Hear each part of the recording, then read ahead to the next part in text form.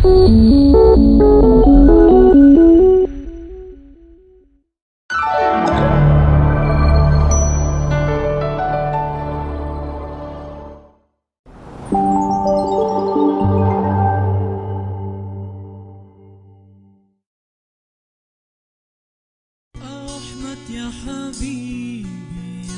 lupa tonton, subscribe, like, and share.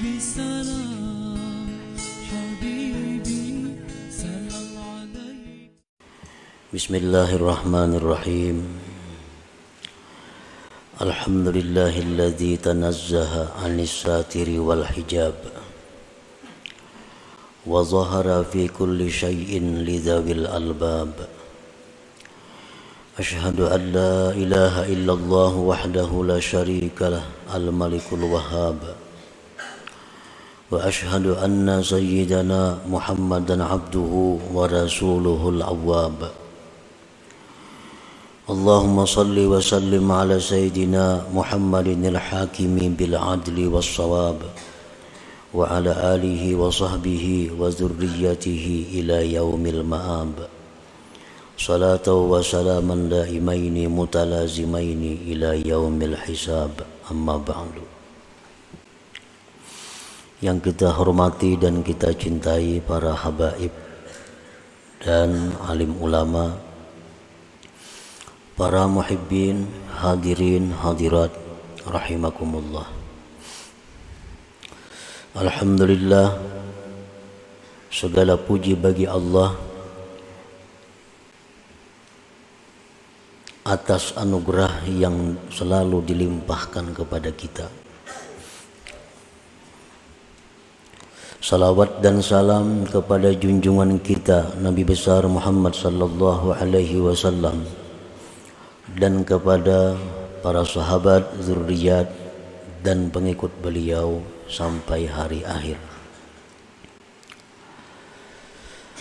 Al-hikmatu tsalisatu wassalasun minal hikamil ataiyah. Qala al-imam Ahmad ibnu Athaillah as-Sakandari rahimahullah wa nafa'ana bi ulumi. Hikmah yang ke-33 dari Al-Hikam Al-Ataiyah. Berkata Imam Ahmad bin Athaillah as-Sakandari rahimahullah, al-haqqu laisa bimahjubin anka, innamal mahjubu anta anin nazari ilaih. Idh law hajabahu syai'un lasatarahu ma hajabah, walau kana lahu satirun lakana liwujudihi hasirun, wa kullu hasirin li syai'in fahuwa lahu qahir, wa huwal qahiru fauqa ibadi. Yang artinya hikmah ke-33, bermula Tuhan kita Allah subhanahu wa ta'ala, tidaklah dia terdinding daripada engkau, hanya saja yang terdinding itu adalah engkau daripada memandang kepadanya. Karena jikalau mendinding akan Allah oleh sesuatu, niscaya menutupi akan Allah oleh sesuatu yang mendinding dia. Jikalau ada bagi Allah sesuatu yang menutupi, niscaya bagi adanya Allah itu ada yang membatasi. Dan tiap-tiap yang membatasi bagi sesuatu, maka yang membatasi itu bagi yang dibatasi menguasai, mengalahkan. Sedangkan Allah maha mengalahkan di atas hamba-hambanya.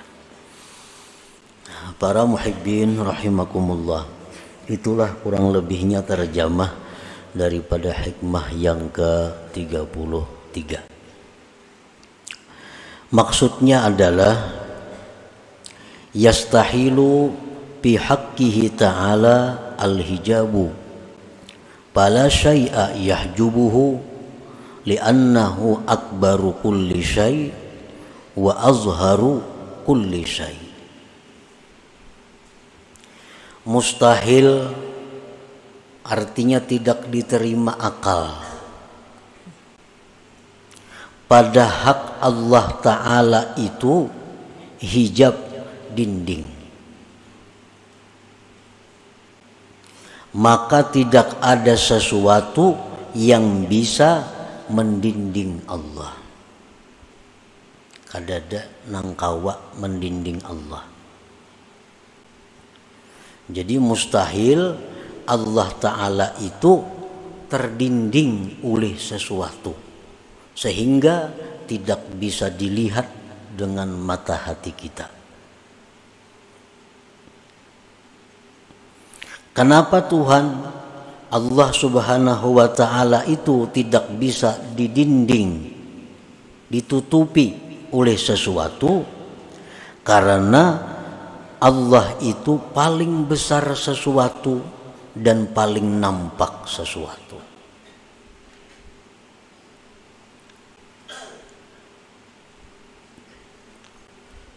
Allah itu maha besar. Selain daripada Allah itu kecil. Maulah nang kecil ini melindungi lawan yang maha besar. Kan mustahil.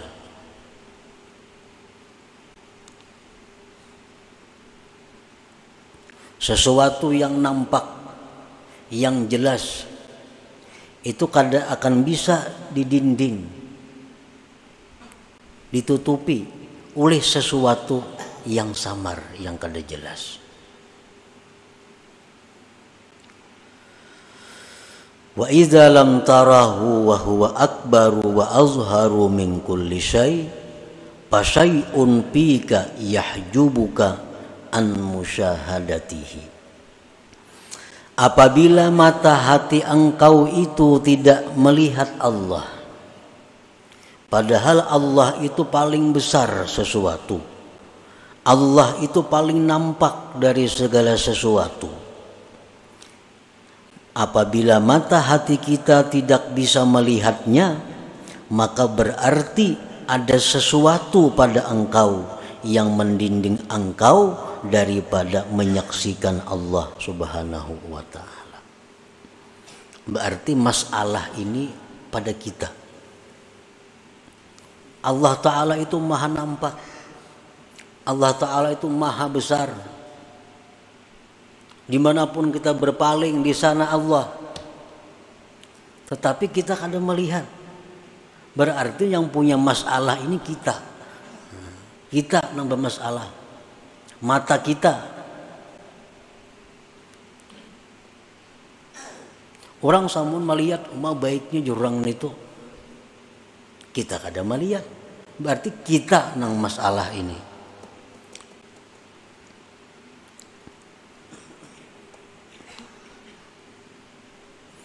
Nah, apakah sebabnya kita itu tidak bisa musyahadah kepada Allah?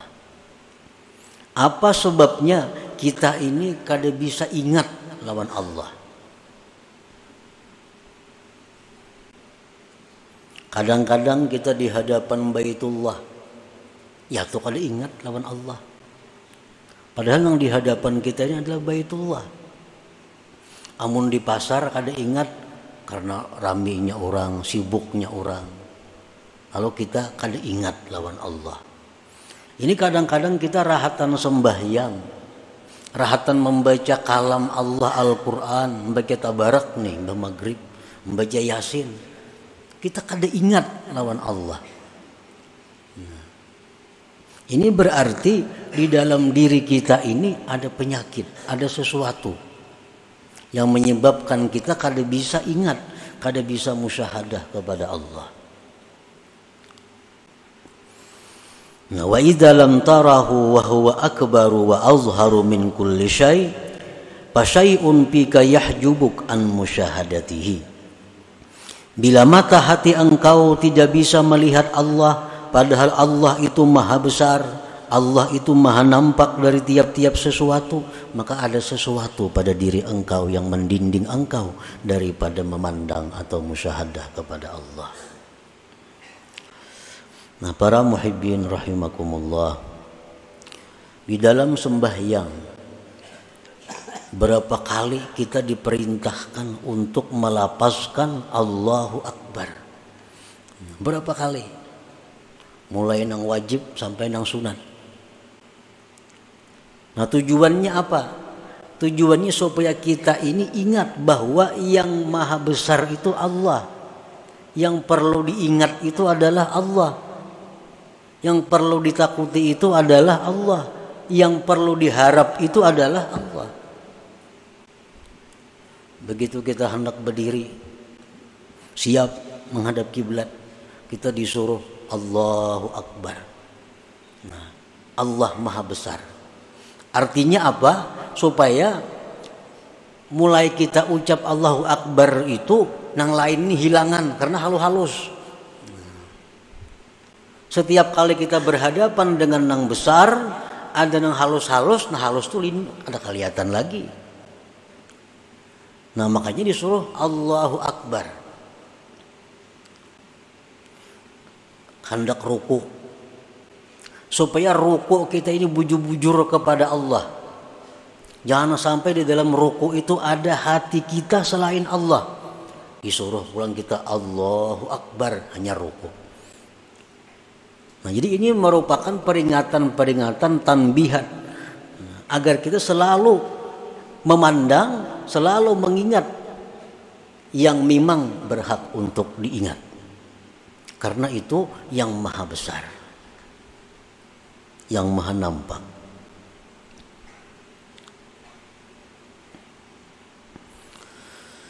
Nah, apabila kita sudah mengakui Allahu Akbar, Allah itu maha besar, sudah meyakini Allah itu maha nampak, Allah itu sangat jelas, tapi kita kada bisa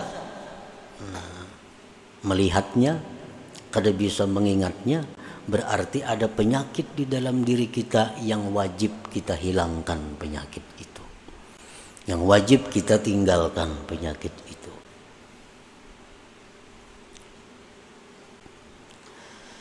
Nah, apa penyakitnya sehingga kita ini kada bisa musyahadah lawan Allah?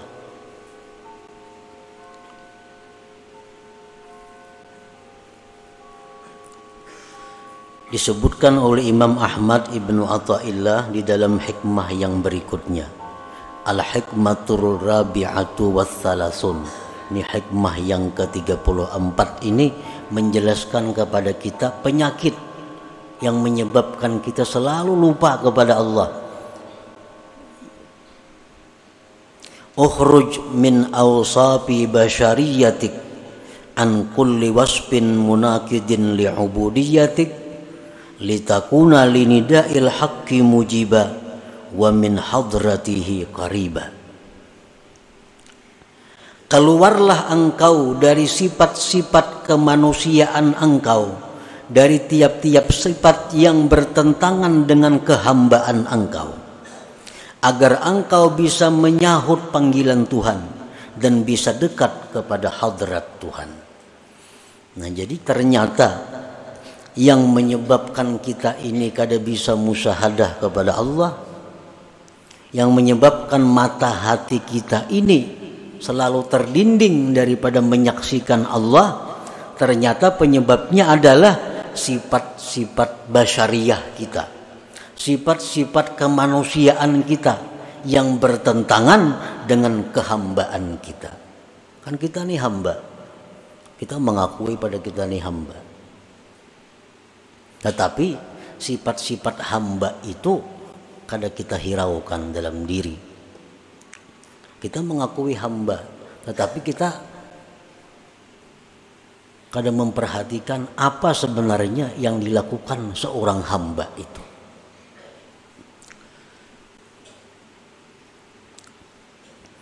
Nah, maksud daripada hikmah yang ke-34 ini adalah khalli qalbak anis sifatil madhmumah al-bahimiyyati was-sabu'iyyati wasyaitaniyati war-rabbaniyah wa halliha bi sifatil ubudiyah yukshaf lakal hijab alladzi fik fatarallaha akbar wa azhara kulli syai.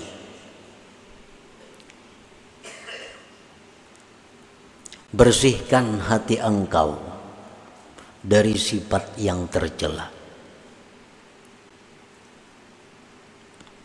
baik sifat kebinatangan, sifat kebuasan, sifat syaitan, sifat ketuhanan yang ada dalam hati kita itu mesti dihilangkan, karena itu yang menghalangi kita daripada musyahadah.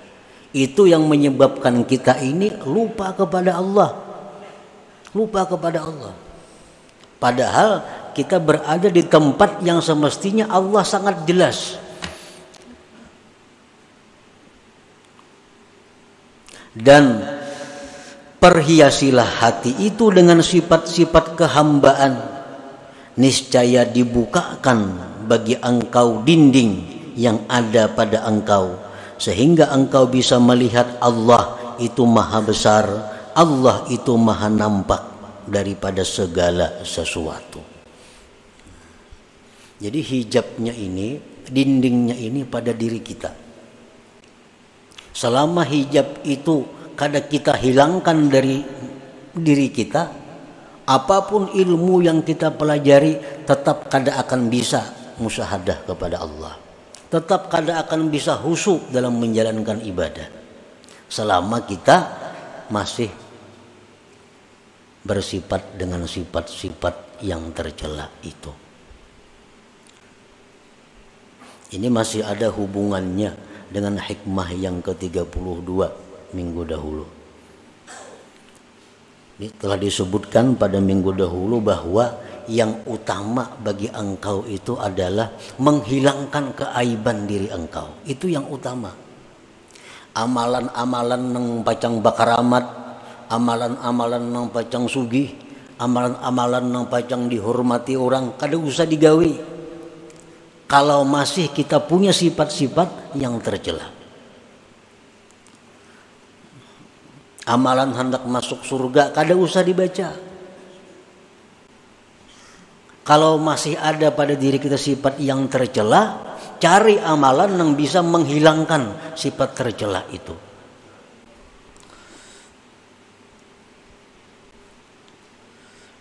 Sifat bahimiyah. Kita lahir ke dunia, seorang manusia ini disertai dengan 4 sifat itu. Sifat kebinatangan, kebuasan, sifat syaitan, dan sifat ketuhanan. Keempat-empatnya ini mesti dibersihkan. Sifat bahimiyah itu macam apa? Kebinatangan itu kaqada'i syahwatil batni wal farji wa ma yatba'uhuma min hubbiz zina wa hubbil mal. Sifat kebinatangan yang ada pada diri kita ini adalah selalu ingin meluluskan syahwat perut dan syahwat kemaluan. Ini sifat kebinatangan. Nang jadi prioritasnya adalah makan dan kawin. Bahasa kitanya itu. Pikirannya nih makan lawan kawin. Nah ini sifat kebinatangan yang menyebabkan kita kada kau ingat lawan Tuhan.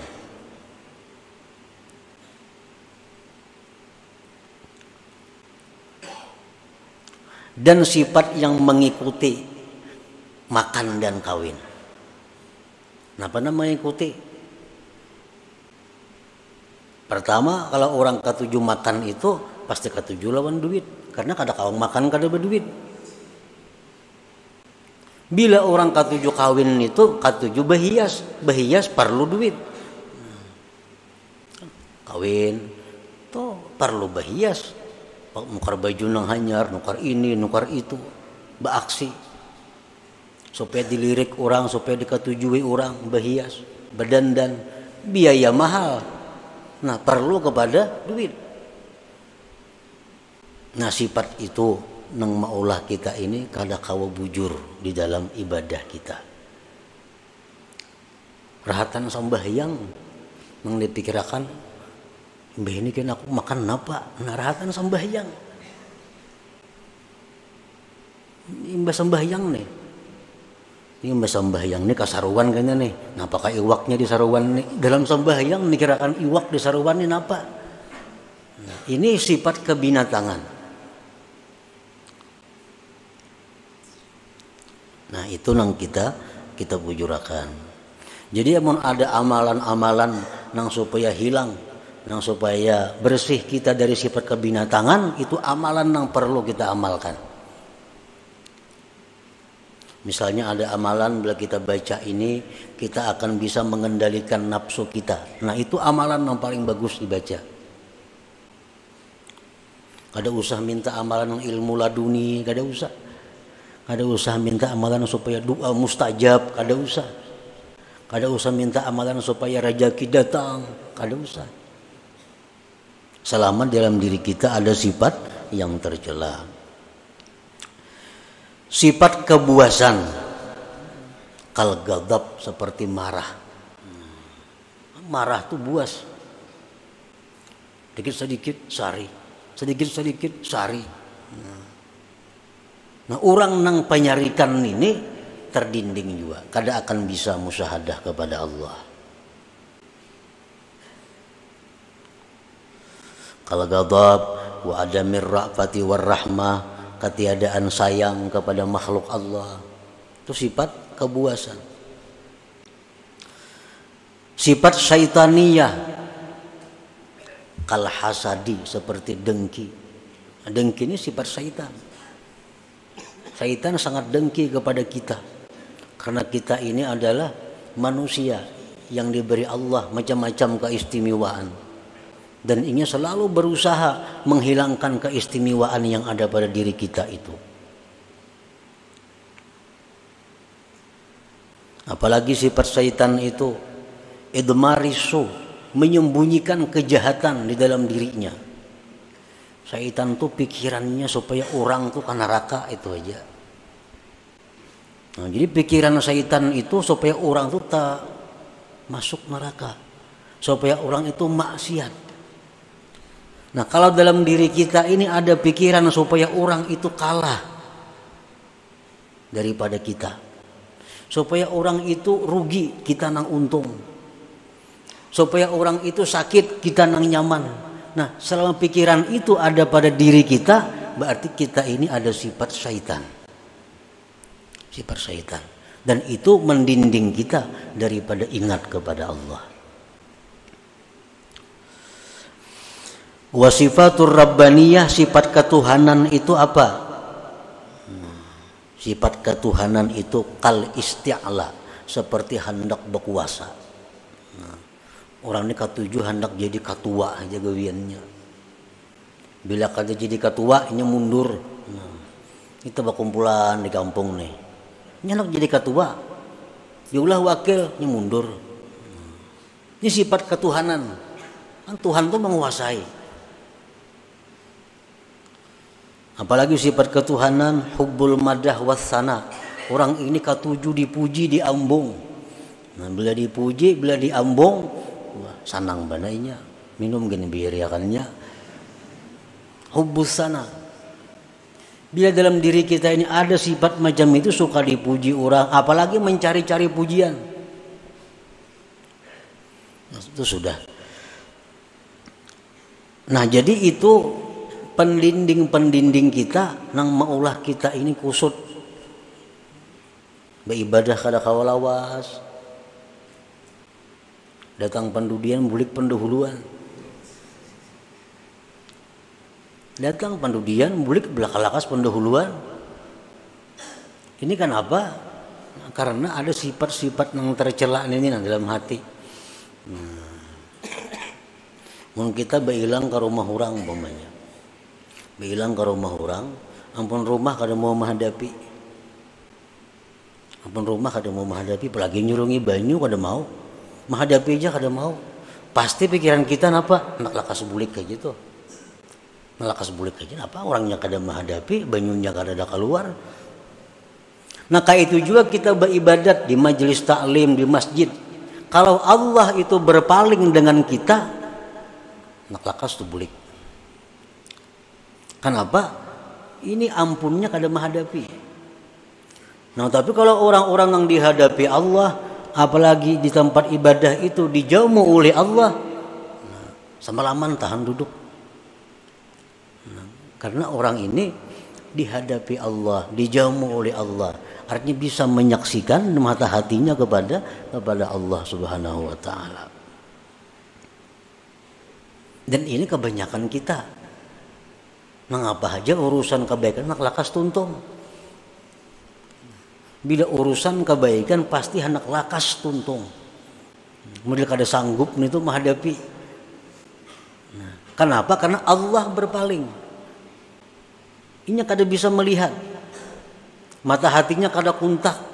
Nah, karena terdinding oleh sifat-sifat yang kebinatangan yang berkuasa dalam diri kita. Nah kemudian lagi sifat kehambaan. Nah sifat kehambaan yang mestinya sifat kita tuh. Pertama taat. Itu sifat seorang hamba. Mestinya taat kepada Allah, taat kepada hukum. Ini sifat seorang hamba. Apalagi sifat seorang hamba itu tawadhu. Itu sifat hamba, tawadhu. Apalagi sifat hamba ikhlas, berbuat itu untuk tuannya, beramal untuk Allah. Nasihat, ini sifat hamba. Nasihat ini artinya apa? Menghendaki agar kawan ini nyaman, agar kawan ini baik, agar kawan ini selamat. Itu nasihat. Itu sifat seorang hamba. Nah bila sudah sifat-sifat kebinatangan, kebuasan, syaitan, sifat rabbaniyah itu sudah kita hilangkan dari diri kita dan kita hiasi hati dengan sifat kehambaan kita, maka otomatis sudah kita bisa musyahadah kepada Allah. Musyahadah kepada Allah.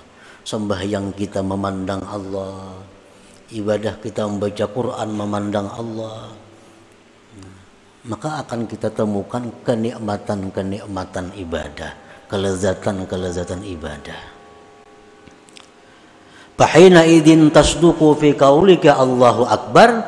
Nah, maka pada ketika itu engkau menjadi orang yang jujur dalam perkataan engkau Allahu Akbar. Kita ini kada jujur banyak. Kita harus mengakui bahwa kita ini kada jujur. Terutama kepada Allah. Terutama kepada Allah. Kita mengucap Allahu Akbar. Nahap Allahu Akbarnya. Berangkat tangan lagi. Tapi pada praktiknya kita kadang menganggap Allah itu yang besar. Ada usaha kita yang maha besar. Ada duit kita yang maha besar. Jabatan kita yang kita agungkan mati-matian. Ini kada jujur dengan Allah. Dalam sembahyang, inna salati, sembahyang ulun, wa nusuki, ibadah ulun, wa mahyaya, hidup ulun, wa mamati, mati ulun, lillah, bagi Allah Rabbil Alamin. Itu pengakuan dalam sembahyang. Jujurlah kita itu, hidup kita ini untuk Allah. Jujurlah kita mati untuk Allah. Jujurlah kita beribadah untuk Allah. Nah ini kebanyakan kita kada jujur.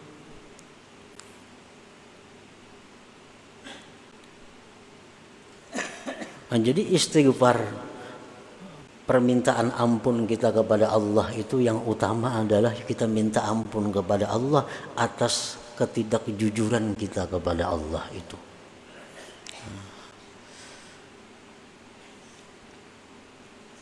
Fahina idin tasduqu fi qaulika Allahu Akbar, maka pada ketika itu engkau sudah bisa bersih hati dari sifat yang kada baik dan sudah berpakaian dengan sifat yang baik. Pada ketika itu engkau bisa musyahadah kepada Allah, maka jujurlah engkau dalam perkataan engkau Allahu Akbar itu. Namun kita melihat nang besar itu nah, Nang lain kada kelihatan lagi, mestinya macam itu. Nang ganal, di hadapan kita ini nang ganal. Nang di belakang tuh halus-halus kada kelihatan lagi. Tapi kita ini sebaliknya, nang halus-halus ini nang nampak lawan kita. Nang hina-hina, nang binasa ini nang nampak lawan kita. Sedangkan yang maha besar sebenarnya terdinding daripada kita. Nah, para muhibbin rahimakumullah. Jadi itu nang perlu kita usahakan, nang perlu kita pikirkan, jangan ditunda-tunda. Kaina-kaina jangan, kayak apa caranya supaya kita bisa bujur dalam ibadah kita. Kita supaya beribadah kepada Allah itu u'budillah ka'annaka tarah. Beribadahlah kepada Allah seolah-olah engkau itu melihat kepada Allah. Nah, kita kada suruh beribadah melihat Allah Ta'ala. Nah, karena di dalam hati kita banyak penghalang, banyak pendinding. Kalau Allahnya nampak, Allahnya jelas, tapi kitanya nang punya masalah. Nah, jadi tugas kita adalah mempelajari ilmu kayak apa cara supaya bisa demikian. Mencari amaliyah kayak apa supaya bisa jadi demikian. Itulah pekerjaan yang paling afdal yang kita kerjakan pada saat kita dipenuhi dengan sifat-sifat yang tercela itu. Nah, selanjutnya hikmah yang ke-35. Ila hadratin Nabi sallallahu alaihi wasallam al-Fatihah. Bismillahirrahmanirrahim. Iyyaka na'budu wa iyyaka nasta'in. Shiratal ladzina Ya Allah biha, Ya Allah biha, Ya Allah bihusnil khatimah, Ya Allah biha, Ya Allah biha, Ya Allah bihusnil khatimah, Ya Allah biha, Ya Allah biha, Ya Allah bihusnil khatimah. فيا أيها الرجل منه شفاعة صلوا عليه وسلموا تسليما اللهم صل وسلم وبارك عليه.